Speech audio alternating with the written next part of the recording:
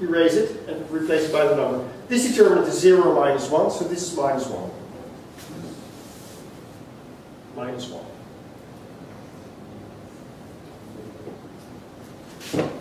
5 minus 9 is minus 4. No? Yeah, minus 4? Yeah, minus 4. 0 minus 3 minus 3.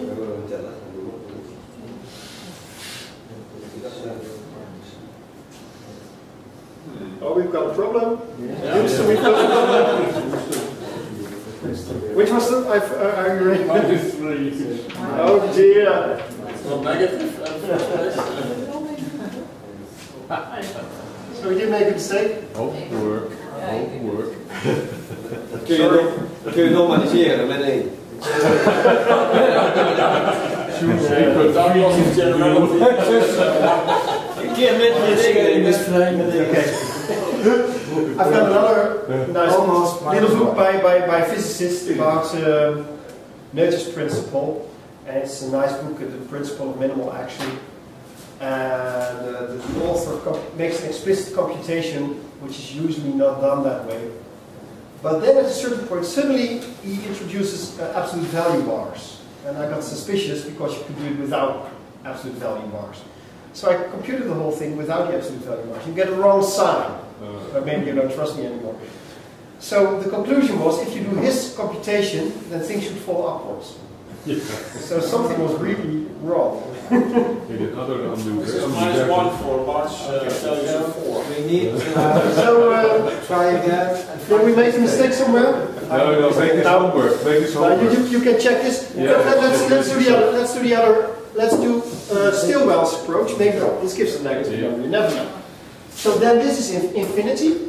It's still inhomogeneously. This is infinity. This is 0. This is 3/5, and this is 1/3, isn't it? Yeah?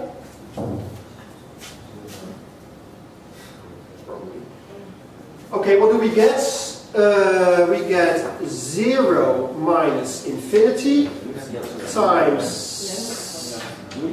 1/3 minus 3/5.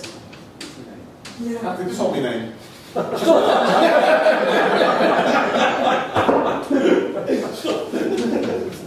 Er moet dan nog wel 1 zijn, hoor.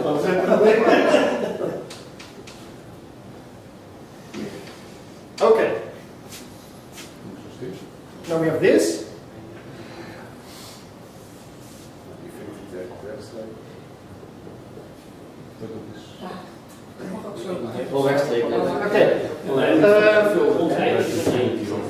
Okay. I can. What I'm going to do is I'm going to multiply this by -1 and this also by -1. Ja, nu weet je uit en dan weet je dat iemand is. Ja. This is trickery to get the right sign, of course. Die camera die is onverbiddelijk. Yeah. Okay. Okay. Now, infinity minus 0 divided by infinity minus 1/3. How much is that? Exactly 1. Yeah. If you do it in a homogeneous coordinates, you see that it's exactly 1. So this cancels. It also cancels before you multiply by -1. But this is, I think this is easier. Okay. I think he's a mathematician. And we still get a positive cross ratio. Well, homework. Homework. So sorry, there is The boring stuff we have to do. mistakes. Yeah. Okay, but this is Thank you, please. this is the way you can do it. And if you don't make arithmetic mistakes, then it doesn't matter which basis of this plane you choose. You can choose any other basis.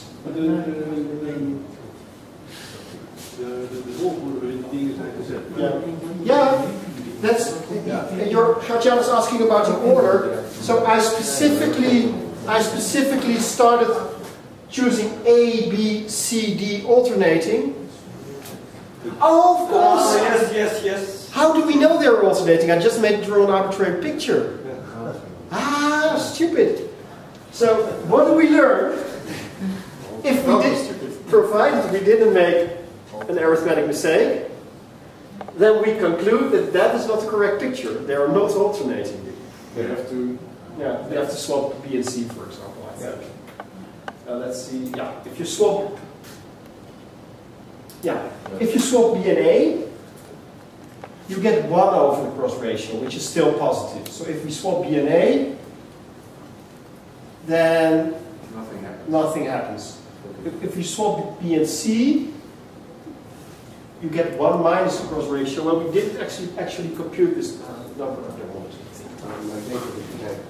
No. So nothing is wrong. We just concluded.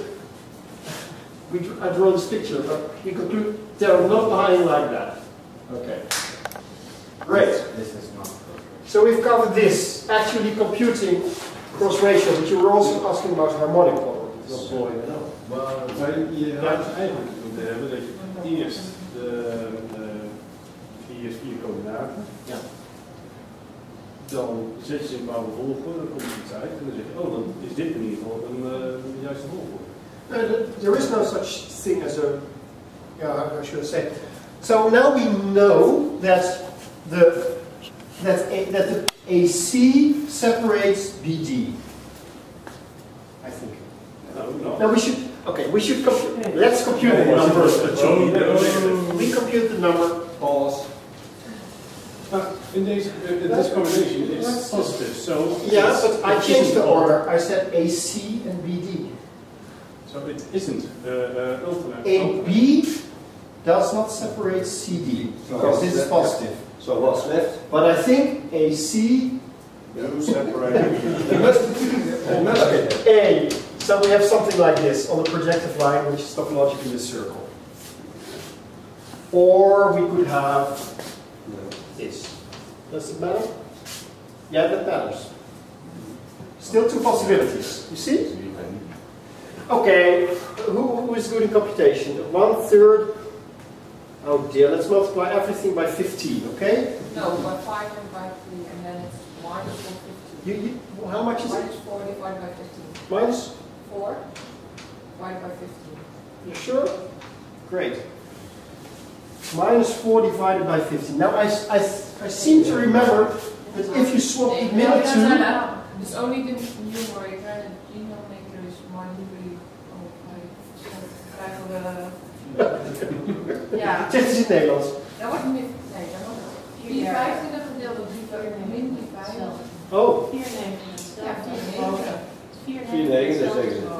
Dan hebben we die andere combinatie. Kan iemand mij zeggen wat er boven de deel staat? 4? Nee. 4? Ja, hetzelfde daarboven. Oh, dat gaan we wel eens. Ja. Ik was het niet vergeten. Dan is het dus die andere. Okay, conclusie. I think if you swap these two, then the cross ratio is replaced by 1 minus x. So still not minus. So we have to. So then we first swap B and A. And then we get 9 over 4. And then we swap A and C, and then we get a negative number. 1 minus. So I think that BCA, why are we thinking about this? BCAD is negative. Which means that the correct picture is B and C are separated by B. So this is the correct picture. Yeah? A and B are not separated by C and D. A and C are not separated by B and D, but B and C are separated by A and D.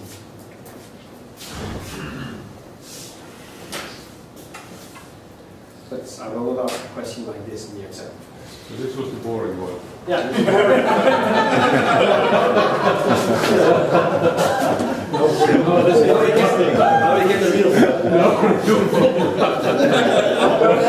I would have to give you an extra hour to compute all these problems.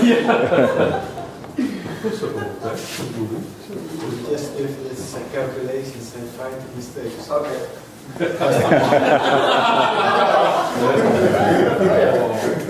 No. This is a random computation, but how is it finding mistakes? How many mistakes?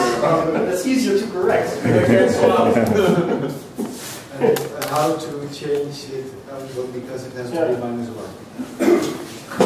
Yeah. You always have to make an even number of mistakes. Yeah. So cross ratio -1. We did this. You remember this Union Jack construction, of course. How was that again? A, B, a point V. And we are looking for the fourth harmonic of V with respect to AB. So the midpoint of AB with respect to this vanishing point. We choose an arbitrary line.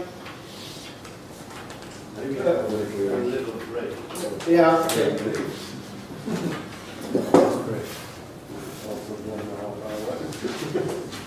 It's like this.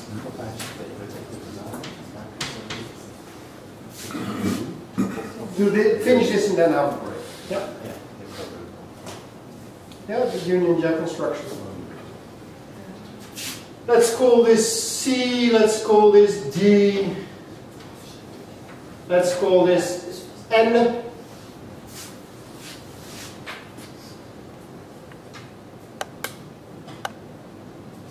And we want to show that this cross ratio is -1. So how was the proof?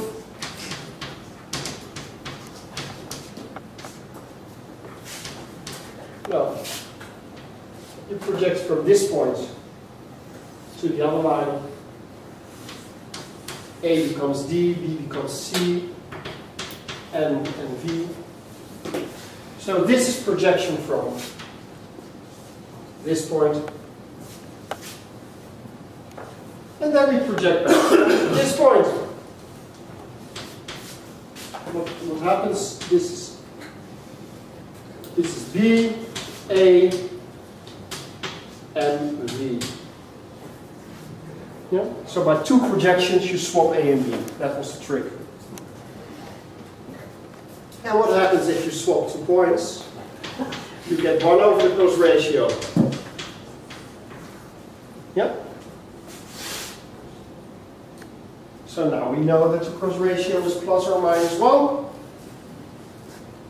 because the number is equal to its own inverse. So it's ±1. And then we can find 2 reasons why it cannot be 1. One is they separate, so the cross ratio is negative.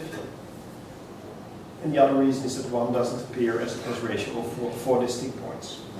That's a more robust argument because then you don't have to depend on a picture which tells you how they lie. So the best argument would be now the cross ratio is ±1. The 4 points are distinct, so the cross ratio is not +1. So we conclude that the cross ratio is -1. Corollary, it is negative, so corollary they have to separate. Yeah, that's the cleanest argument. Okay. Let's have a break for 10 minutes. So we've looked at this.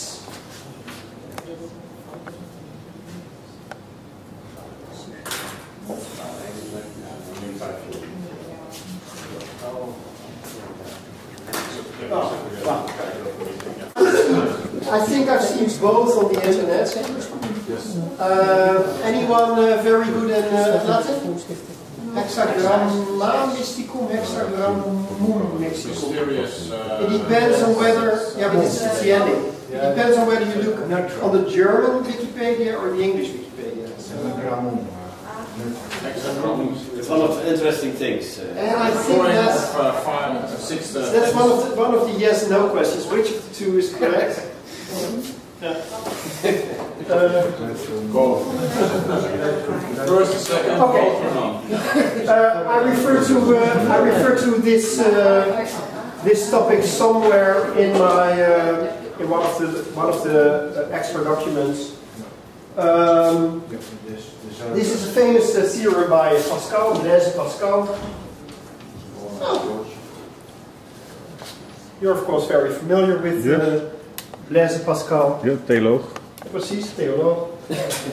Pensée, les pensées, and his famous wager about the existence of God. And he published this when he was pretty young, 16 or something.